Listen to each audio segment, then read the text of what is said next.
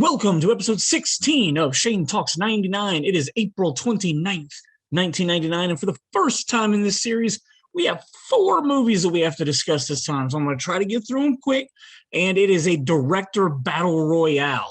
4 cool directors, 3 well-known directors, 1 lesser-known director, all had movies that were released today.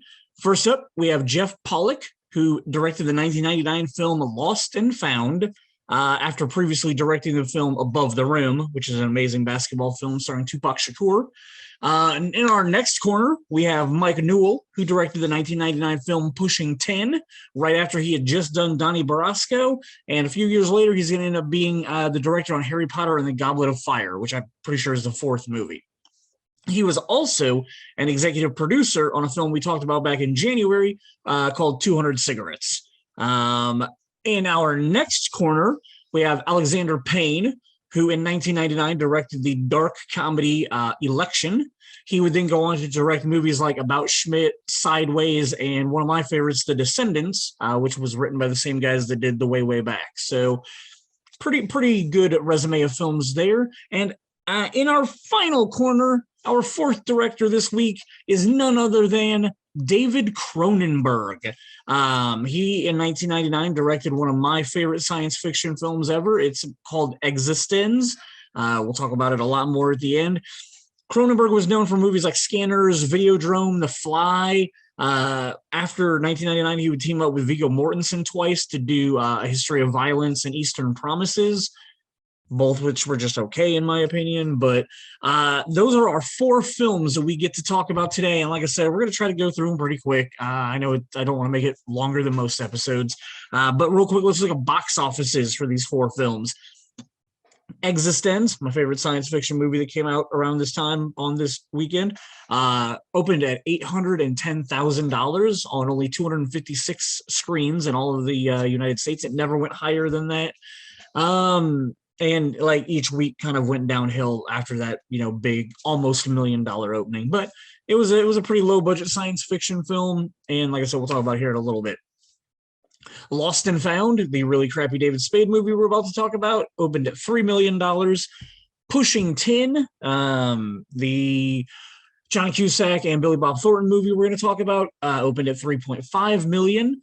And then Election is released as this being its opening weekend, but I found out through this Box Office Mojo research that it only opened on 6 screens this weekend. So I honestly thought about pushing it back 2 weeks to another episode, but I just decided, since this is technically what's considered its opening weekend, I just left it here. But it only made $110,000 this weekend. In 2 weeks, when it actually expands, let's see, it was only in 6 theaters. It expands to 800 screens after this in 2 weeks. And that weekend, it made $3.1 million that weekend alone. So around this time in the 90s, like a $3 million opening weekend was kind of normal. I mean, I know April isn't like the big blockbuster months. We're about to get to May. We'll look at like what The Mummy did on its opening weekend. And obviously Star Wars is going to have an amazing opening weekend. But for a lot of these movies in 99, 3 million kind of was average for a lot of these movies that came out. Our first film we're going to talk about is Lost and Found. Despite my love for Above the Rim, Jeff Pollack's David Spade-led movie just couldn't convince me to make time to watch it this week. Having to watch 4 films, one of them ended up getting cut out, and it ended up being Lost and Found. And it's because I just don't remember liking the movie at all, which sucks because as an SNL fan, especially an SNL fan of the 90s, I try to support as much SNL work as I can. Obviously, I still watch SNL every week, now, modern, present day, but I don't necessarily support all their movies except for Pete Davidson's King of Staten Island I obviously loved. But back in the 90s, Adam Sandler was coming out with movies. Steve Martin was coming out with movies. And I know he was a 70s SNL person, but then, we had Chris Farley and David Spade and all the work that they did together. Chris Rock had some movies coming out around this time. Damon Wayans, despite his blow up on SNL, he's obviously from a much better comedy set with what he did after SNL when he was on the show that his brother created that I'm drawing a blank on the name of the show where Jim Carrey was Fire Marshal Bill. And now I'm really just upset with myself that I went off on this tangent that doesn't even matter. Let's get back to Saturday Night Live movies. And we'll talk about David Spade plays this guy who has a crush on his, like, he lives in an apartment complex. His neighbor is Sophie Marceau. So he comes up with his dumbass plan to kidnap her dog so that he can try to help her find the dog and prove to her that, like, he's a worthy companion. And, like, again, I didn't rewatch it this week. That's really about all I remember from it. I just remember not liking it. I remember the jokes not hitting. And I just had no interest in wasting like 2 hours of my time this week to watch it again. I do know that looking at the cast, it has Artie Lang, Martin Sheen, John Lovitz, and Hal Sparks were all in it. So that's a decent cast of people, but just not enough that made me go, I'm going to set aside time to watch this David Spade movie again. So half of its budget was made, or half of its box office gross was made that first weekend with $3 million. Its grand total was only $6 million in the theaters. And that's really sad and considered a box office bomb for the fact that it had a budget of $30 million. So didn't make much of its money back. All right, our next film I did watch this week, and I remember liking it a lot when I was 18, but rewatching it as an adult kind of have some different perspectives on some of the stuff that goes on in the movie. Mike Newell directed Pushing 10, and I mean, I had a crush on Angelina Jolie to start with. I loved her in Hackers. But then this movie kind of like, upped it a little bit more. And then later this year, she's going to be in Girl Interrupted, and that ups it a little bit more.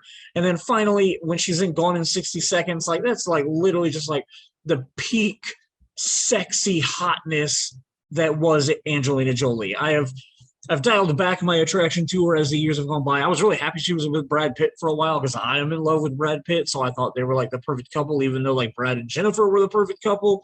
Pretty much anybody that's with Brad Pitt is perfect in my opinion, I guess. But I really did have a huge crush on Angelina Jolie. Like an obsession was the word that was used a lot. Not like Mariah Carey obsession level. Like Angelina Jolie was like right up there. This was the first film where she showed, well, I'm sorry, this isn't the first film where she shows her breasts. This is the first film where I saw her breasts being exposed. I would later go back and watch her other movie that she did before Hackers that I'm drawing a blank on the name of. Like Cyborg 2 or something, where she was topless in that movie when she was underage because she lied about her age on that movie. But, all right, I digress. Let's get back to Pushing 10. John Cusack and Billy Bob Thornton are the two main protagonists and antagonists of this movie because it's literally just a movie about two guys who need to compare dick sizes. Like Cusack's an air traffic controller, and that's like let's tangent again real quick. That was something that the '90s had a lot of fun with. They would pick these really ridiculous, mundane jobs that most people don't have, but they're just like jobs, and they put these main characters into these normal jobs to humanize them for the viewer, like an air traffic controller. Like I in my entire life, I've never had a friend who was an air traffic controller. So like, I guess this is a cool job for this character to have in this movie.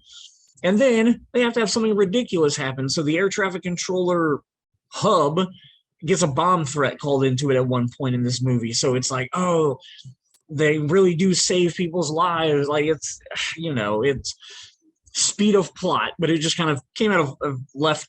Before I watched the movie, I had forgotten all about this bomb threat subplot, but it's actually kind of important to what's going on in the story at that point. So blah. Anyway, so we got our two main leads, and like through basketball games and trying to seduce each other's wives, like these two guys are always going at it. Like it's two alphas just butting heads. And like it's weird because like John Cusack's character like is set up at the beginning of the movie as like this cool, suave, laid back dude that like everybody likes. He's just like chill. And so like what sets him off when Billy Bob Thornton rolls into town and he's like this dude in a leather jacket, rides a motorcycle, he's just like oozing with sex appeal. Like why Cusack gets threatened by that, like just kind of seems like it comes out of left field for me. But Anyway, Cusack's wife in the movie is played by the beautiful Cate Blanchett, who has 2 more movies coming out in 1999. We will talk about her during Eyes Wide Shut a little bit. And then she's also in The Talented Mr. Ripley. And of the 3 films, I don't like her hairstyle in this one. It's not my thing for hair on women, but she still has an absolutely beautiful face. Billy Bob Thornton's wife, played by the aforementioned Angelina Jolie, who they met on this film and ended up getting married in real life in the year 2000. So, when I was younger, I kind of just thought, well, I always had those aspirations and dreams of going to Hollywood, but like aside from opening a production company with Shane Black, so that we can call it Black and White Productions, other than that, like my goal to go to Hollywood was to be in a movie with Angelina Jolie. Because if I was in a movie with Angelina Jolie, like I had a huge chance of hooking up or getting married to Angelina Jolie. I mean, if you look at her track record, she married Johnny Lee Miller after they were in the movie Hackers together. She started dating Timothy Hutton after they were in the movie Playing God together. She married Billy Bob Thornton after they were in Pushing Tin together. So like it just seemed like my real life goal at that point. And had I ever run into her, kind of ashamed to admit this now, but I carried around a clip from an interview with her. I think it was Entertainment Weekly, because at that point I had a subscription to Entertainment Weekly, and she did an interview. I want to say it was in 2000. I think it was after this movie came out, but she did an interview with Entertainment Weekly, and the quote that she said in it is, "I need more sex, okay? Before I die, I want to taste everyone in the world." So I cut that out and I folded it up, put it in my wallet in case I ever ran into Angelina Jolie. I could pull that out and be like, is it my turn for you to taste me? And yeah, looking back, that was probably pretty creepy and kind of a dumb thing for me to do. And I can tell you this, the girl that I was dating at the time, it really pissed her off that I carried that around with me. So probably not the smartest thing for 19-year-old Shane to do, but he was, pretty stupid anyway. So one of the things that I look at differently on this viewing of watching the movie is obviously when I was 18 years old when this came out, I watched John Cusack have sex with Angelina Jolie's character, and I was like, yes, good for you. She's hotter than your wife. Good for you. But like now, 20 years later, I'm on my second marriage. I've got a failed marriage. Like looking at what he chose to do, it's kind of just not as cool as I thought it was back 20 years ago. So it had a different feeling to me when I watched it this week. Rest of the cast, a lot of people that like look familiar, but when I look them up, like I don't really know them from much. But Kurt Fuller and John Carroll Lynch are both in this movie, and they both have roles in it. And then one of my favorite like little tiny bits in this movie is near the beginning of it. John Cusack, after work, him and all of his buddies go out to have breakfast. Like it's implied that they worked overnight. They go out to breakfast, and there's these 2 girls who are waiting for a table. So John Cusack invites them to come sit down with them, and it's the typical plot device of have 2 characters who don't know the main characters hang out with them, so that while they're getting to know the main characters, we as the audience get to learn about the main characters of this movie.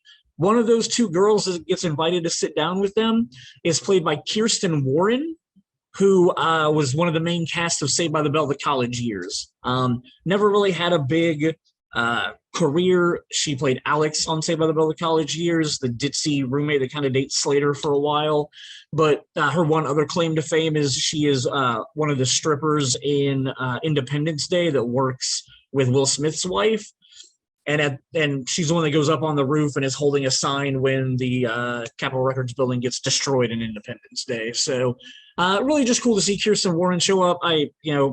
Because she was on the college years, had just tiniest little crush on her from that. So really, really liked seeing her show up. Let us move on to our third film this week, which is a dark comedy from Alexandre Payne. This is another one that watching it this time, as an adult, it plays differently for me than it did when I was a teenager and watched it from an angsty teen's perspective.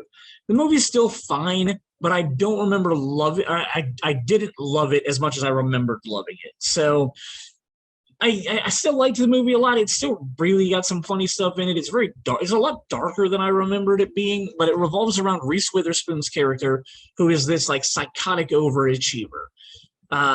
Through voiceovers, you find out that she had a romantic relationship previously with one of her teachers at the school, and then when she doesn't get what she wants, she kind of lets it slip to her mother that she's been sleeping with a teacher. Her mother reports him, that gets him fired, and that character that gets fired is Matthew Broderick's best friend, who is also a teacher at the same school. So this creates some serious dramatic tension between these two characters, and it's kind of the beginning of the boiling point for the plot that ends up happening in this movie. Reese Witherspoon's character's name is Tracy Flick, and I love the fact that they use the last name Flick, because at one point in the movie, when she's selling cupcakes and she has to write "Vote Flick" on it, she obviously has to squeeze all the letters F-L-I-C-K together, and when you capitalize them and squish them together, it literally looks like "Vote F word" on the cupcakes. So that was something that I just really enjoyed from the movie. I thought it was pretty cute. But anyway, because of this animosity, Matthew Broderick's character decides he wants to try to sabotage Tracy, because like nobody's running against her for class president. So he enlists Chris Klein, who's a football player that broke his leg, and so he's not able to play football. So he, he puts into his brain that he can stay popular if he were to run for class president and win, against Tracy, and it will still give his life some purpose since he won't be playing football anymore. Now, Chris Klein, he's a huge part of this 1999 teenage sex craze, because aside from this movie, he's also going to get talked about as being one of the leads in the film American Pie. I think it's in August, so we'll be talking about that. So yes, Chris Klein, 2 major movies in 1999 with lots of sex involved with it. And this film, lots of sex. The teacher sleeps with her student, or the teacher sleeps with his student, Reese Witherspoon's character. There's a lesbian couple at the beginning of the film that they're experimenting with each other. So I think to make it a mainstream movie, they can't just come out and flat out say, "Oh, we're a lesbian couple," but they break up pretty quickly anyway. They stop experimenting with each other. And then one of those 2 lesbians, one of them is Chris Klein's sister. So to get back at her, the other lesbian decides to start having sex with Chris Klein. And so, that leads to a lot of sex between those 2 characters. We've got Matthew Broderick's character attempting to have an affair with another one of the parents, and then that goes horribly wrong when his wife finds out about it. So and these are just some of the major ones. There's lots of other sexual subplots that go on throughout this movie. So this is definitely in the gamut of 1999 teen sex crazed movies that were coming out. So aside from all the sex stuff that's going on in this movie, there's a constant, blatantly obvious early quote in the movie. It says, "I'm not talking about ethics, I'm talking about morals." So literally almost every scene of this film is the ethics versus morality debate. So everything that happens in this movie, you'll be watching a scene and a character has a choice to make. Are they gonna choose the ethical answer for their situation, or are they gonna choose a moral answer for the situation? Good choice, bad choice. What are they going to do? And it's one of those things that I don't ever remember that the first time I watched it, but this time as an adult, it was so obvious that this was the undertone of the whole movie. How do your decisions affect your life and the life of people around you? So pretty interesting rewatching it this weekend and looking at it from an adult perspective instead of a teenage perspective. As far as the rest of the cast goes, I've talked about pretty much the main 3 people that are in this cast. Some of the other people you'll recognize, but they aren't super major Hollywood players these days. And finally, our last film is easily one of my top 10 favorite science fiction movies that's ever been made. Death to the Demoness Allegra Geller! It's a constant quote that goes on throughout the movie, as Jennifer Jason Leigh plays a video game designer named Allegra Geller, who is inviting people to come and try out her brand new game for the first time, to give them some, feedback and whatnot on it. So here's what I'm going to say.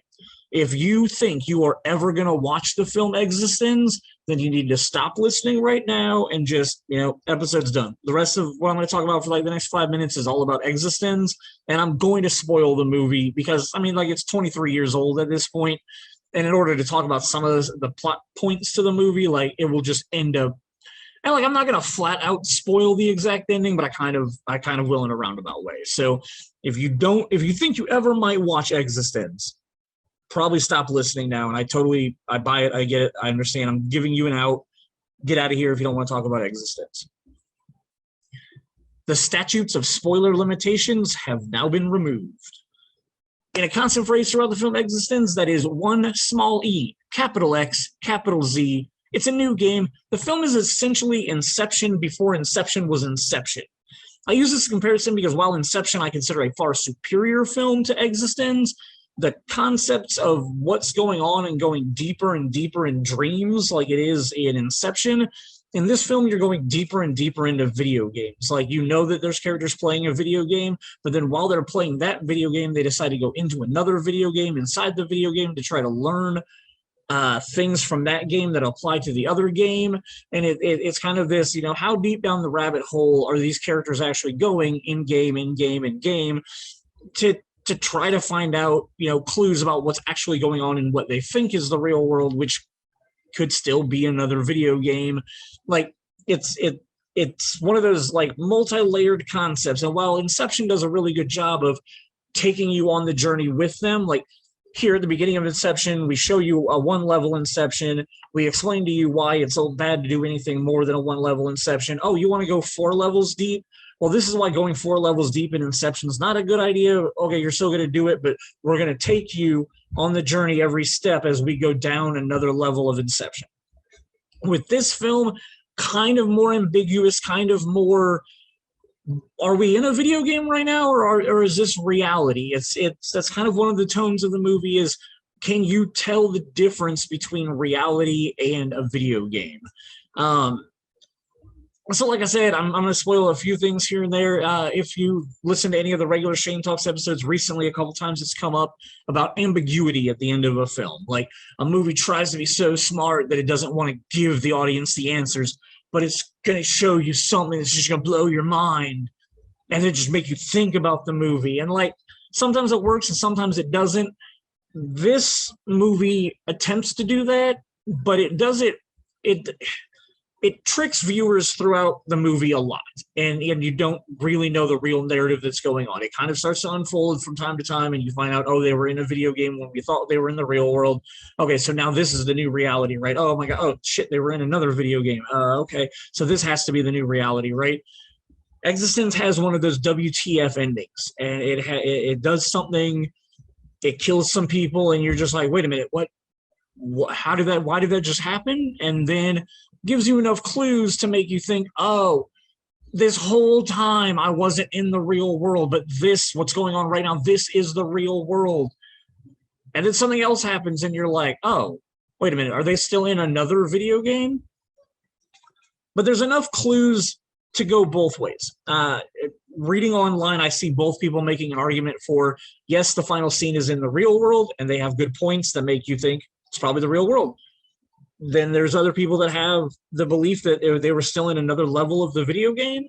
And when they explain their points, it makes a lot of sense also. So it's a good ending, because while you'll be thinking about it and being like, man, do I think that's the end? Or like, do I think that's the real world? Do they really kill those people? Or is this just another layer of the video game that I didn't realize? So it's great storytelling throughout it, and it is written and directed by David Cronenberg, who is known in the film world for what's called body horror. Stuff that he did like in The Fly and Scanners and some of those old movies, body augmenting and stuff like that. Works well for this sci-fi flick, even though it's done on a very minor scale. Instead of having a computer console or a video game console or anything to plug into, instead the characters use this like round lump of flesh that like moves like it's alive. But on this lump of flesh, there's like trackball nipples that you can use. There's like these deep grooves to put your thumb into that, kind of look like a vagina that you could be stroking or whatnot. So It's a very bizarre machine that they chose for the characters to use, that they plug into using an umbilical cord. In the base of your spine, they inject a port that's just this big circle, and you literally stick an umbilical cord in there, and you stick an umbilical cord into this mound of flesh, and that's how you access the virtual reality of this video game. The main character is Allegra Geller, whose name I screamed at the beginning of talking about this. She's played by Jennifer Jason Leigh. Obviously, I had a huge crush on her ever since I saw Fast Times at Ridgemont High. Just super naturally beautiful woman. Her sidekick through the majority of the film is the beautiful-eyed Jude Law, who just eats this movie up. He's a couple years off of starring in another science fiction film called Gattaca, where he was absolutely amazing in that film with Ethan Hawke. And then he will also be talked about later this year when we get to The Talented Mr. Ripley. He's in that with Matt Damon and Cate Blanchett. There's kind of a laundry list of other like big name people who have very small roles in this movie as characters that we meet at various times throughout the course of the film. Ian Holm, Mr. Bilbo Baggins himself, has a small part. Willem Dafoe, known as the Green Goblin, also has a part. And both of these characters, they get kind of good big plot twists in their like story arcs of the movie. So it's kind of cool for both of those characters to see them and see how their characters move the storyline along.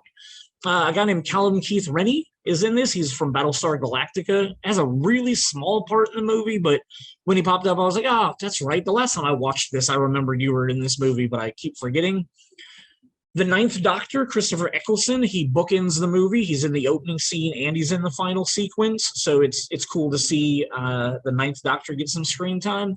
And finally, just like with Kirsten Warren, at the very end of this movie, there's a small little cameo that I really get happy about when I see it. If you remember, like 3 weeks ago, I was ranting and raving about how in love with Sarah Polley I was at that point because she was in Go, and then she did a couple movies afterwards that I really liked.